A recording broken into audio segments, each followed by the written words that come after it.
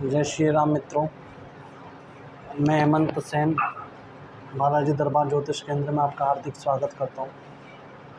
हमने पहले वाले एपिसोड में ये बताया था कि कुल देवी क्या होती है और कैसे होती है, क्यों होती है, ये हमने पहले बताया था।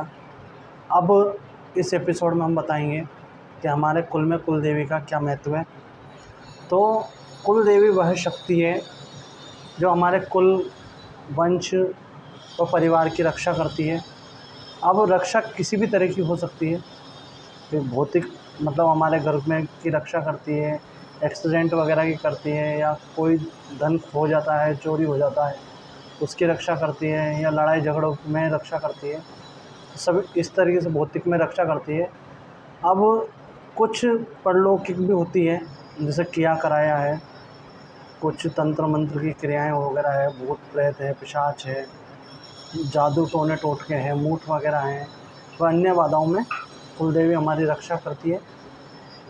और सबसे बड़ी बात है कि उससे भी ज़्यादा अगर हम कहना चाहें तो जो समस्या या दोष वर्तमान समय में बहुतायत से फैला हुआ है, जिसे हम पितृदोष के नाम से जानते हैं, तो पितृदोष का सबसे अच्छा निवारण अगर कोई कर सकता है तो वह सिर्फ कुल देवी है। क्योंकि कुल देवी माँ हैं और पितृ जो होते हैं वो उनके बच्चे हैं। और बच्चों को मतलब नाराज़ बच्चों को कैसे मनाया जाता है ये एक माँ से बेटर कोई नहीं जानता। तो इसलिए जो कुल देवी होती है, अगर हम कुल देवी का पूजन करते हैं तो सामान्यतः रूप से ये देखा गया है कि पितृदोष नॉर्मली हट जाता है, या जो उसका दोष है वो पूर्णतः समाप्त हो जाता है या कम हो जाता है। तो ये नहीं कह सकते हम, है ना। अब दूसरा ये किसी ने पूछा था कि कुल देवी कितनी कुल देवी हो सकती है और कैसे हो सकती है। तो देखिए, कुल देवी सामान्यतः 3 तरह की होती है।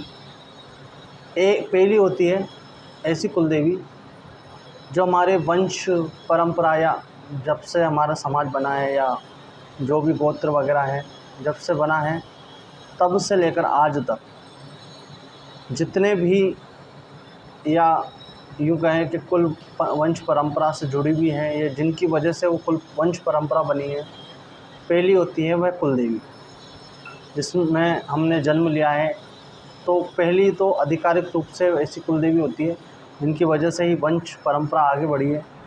दूसरी कुल देवी होती है कि ऐसी देवियाँ जो हमारे पूर्वजों द्वारा स्थानांतरण होता है। जैसे कई बार होता है कि एक जगह छोड़कर दूसरी जगह हमारे पूर्वज चले जाते हैं, तो वहाँ की स्थानीय माता जी को वह कुल देवी के रूप में पूजित कर लेते हैं। तो पीढ़ी दर पीढ़ी होता रहता है। जैसे कि मेवाड़ से जब शिवाजी महाराज के पूर्वज निकले थे तो सामान्यतः यहाँ से बाण माता तो ले गए थे, लेकिन वहाँ महाराष्ट्र में वो तुलजा भवानी की पूजा करने लग गए थे, इसलिए वो उनकी कुल देवी बनी।